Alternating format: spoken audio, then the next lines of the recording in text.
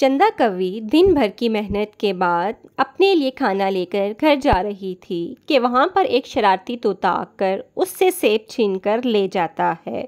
चंदा कवि उसका पीछा करती है। वो एक दरख्त के ऊपर जाकर बैठ जाता है। मेरा सेब मुझे दे दो, मुझे ये घर लेकर जाना है। तो तोता कहता है, ये सेब मैंने बहुत मुश्किल से छीना है तुमसे, अब ये तो मैं ही खाऊंगा। चलो जाओ, जो करना है कर लो, देखता हूँ मैं क्या कर लेती हो तुम।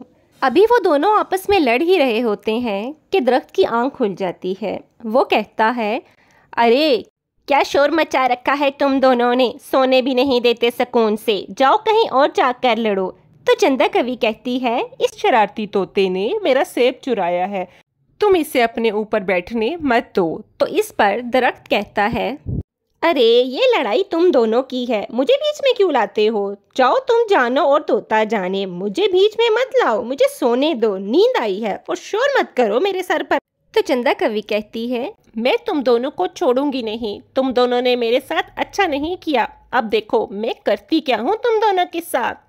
तो तोता कहता है, अरे जाओ जाओ, जो करना है कर लो, और हाँ ज़रा जल्दी आना, ज़्यादा इंतज़ार मत करवाना, मैं ये सेब तुम्हारे सामने ही खाऊंगा। जाओ, मैं तुम्हारा इंतज़ार करता हूँ, जल्दी आना चंदा कवि। फिर चंदा कवि तरखान के पास जाती है और उसे जाकर सारी बात बताती है। अब खड़े क्या हो, जल्दी चलो मेरे साथ और उस दरख्त को काट डालो, जल्दी करो। अरे चंदा कवि, तुमने भी अभी ही आना था, अभी भी तो मैं इतनी मुश्किलों से थका हारा लेटा ही था कि तुम मेरे सर पे आ धमकी। अभी मुझे आराम करने दो, मैं चलूँगा, कल चला जाऊँगा, इतनी भी क्या जल्दी है, कल जाऊँगा आराम से, दरख्त काट दूँगा, फिक्र की कोई बात नहीं है, अब मुझे लेटने दो। चंदा कवि वहाँ से भी चली जाती है। अब वो तरखान की शिकायत लगाने जंगल के बादशाह के पास जाती है। बादशाह, आप उस तरखान को कैद कर लें, उसने मेरी बात नहीं मानी। तो बादशाह कहता है, अरे चंदा कवि, ये तुम कैसी बातें करती हो, भला एक दरख्त ना काटने पर मैं बेचारे तरखान को कैद में डाल दूं? अरे ना ना ना, ऐसा नहीं हो सकता, इतना जालिम नहीं हूँ मैं। चंदा कवि वहाँ से भी चली जाती है।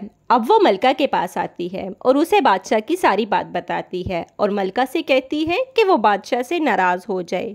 तो मलका कहती है, अरे नहीं चंदा कवि, मैं बादशाह के कामों में नहीं पड़ती, कोई और बात है तो बताओ।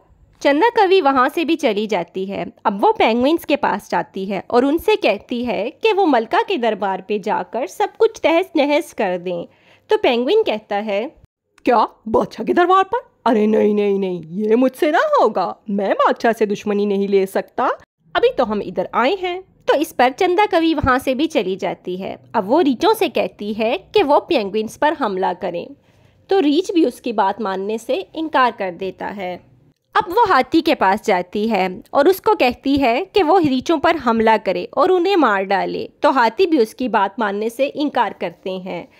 अभी वो इस बारे में हाथी से बात ही कर रही होती है कि वहाँ पर कुछ मच्छर आ जाते हैं। वो चंदा कवि से उसकी परेशानी की वजह पूछते हैं। तो चंदा कवि सारी कहानी मच्छरों को सुना देती है और कहती है कि अब तुम इस हाथी पर हमला करो। ये सारी बात हाथी वहीं खड़ा सुन लेता है। जो ही मच्छर हाथी पर हमला करने लगते हैं तो हाथी चंदा कवि की बात मान लेता है।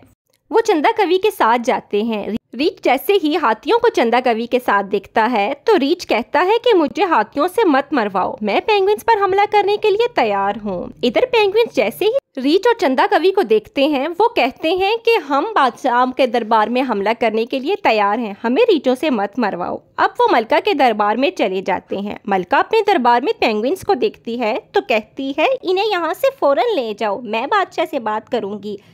अब मलका बादशाह के पास जाती है और उसे कहती है कि वो चंदा कवि की बात मान जाए, और फिर बेचारे बादशाह को चंदा कवि की बात मानना पड़ती है और वो तरखान को अपने दरबार पे बुलाता है। जब तरखान बादशाह के दरबार में आता है तो वो उससे कहता है, अरे तुम चंदा कवि की बात क्यों नहीं मानते हो, जाओ अभी के अभी वो करो जो वो कहती है। कि अब तरखान क्या करता, वो चंदा कवि के साथ चला जाता है। जैसे ही शरारती तोता चंदा कवि को आते हुए देखता है वो कहता है, अरे चंदा कवि, इतनी देर लगा दी, देखो तो रात भी होने लगी है, तुम्हारे इंतजार में तो मैंने सेब भी नहीं खाया। अब तरखान दरख्त काटने लगता है। वो जो ही दरख्त काटता है दरख्त को तकलीफ होती है और वो फौरन से जाग जाता है और कहता है, अरे ये क्या कर रहे हो, मुझे मत काटो, खुदा के लिए मुझे मत काटो। तुम्हें नहीं काटेंगी, तुम पहले इस शरारती तोते को अपने ऊपर से भगाओ। तो दरख्त कहता है तुम फिक्र मत करो, मैं इसे अभी हटाता हूँ अपने ऊपर से। दरख्त की ये बात सुनकर तोता कहता है अरे नहीं नहीं, मुझे इस वक्त अपने ऊपर से मत उड़ाना, रात के वक्त भला मैं कहाँ जाऊँगा, मुझे रात गुजारने दो। ये लो, मैं तुम्हारा सेब वापस करता हूँ और मुझे माफ़ कर दो। तभी तोता सेब नीचे गिरा देता है। चंदा कवि वो सेब लेकर चली जाती है और तोता वहाँ बैठा उसको देखता ही रहता है। अल्लाह हाफिज।